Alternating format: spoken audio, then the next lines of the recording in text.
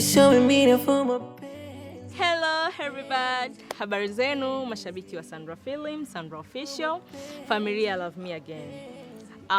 Poleni sana kwa changamoto za utafutaji na ongereni pia na asanteni sana kwa kunipambania toka mwanzo mpaka hapa tulipofikia. Niko hapa mbele yenu kwa taarifa kuwa msanii wetu wa mwanzo alikuwa kucheza nafasi ya Johnny amebadilisha kutokana na sababu za msingi.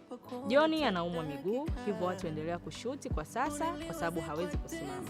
Na ili kuendelea kuwapa kazi nzuri na kwa wakati, Sandra Film ilifikia hatua ya kuleta cast nyingine itakayocheza nafasi hiyo mpaka pale hali ya Johnny itakapotengemaa au kukaa sawa.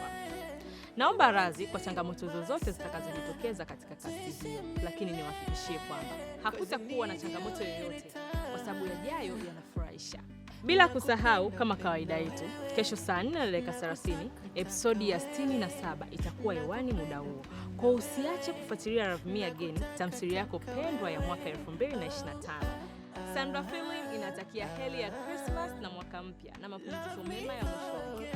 We love you guys. Love me again.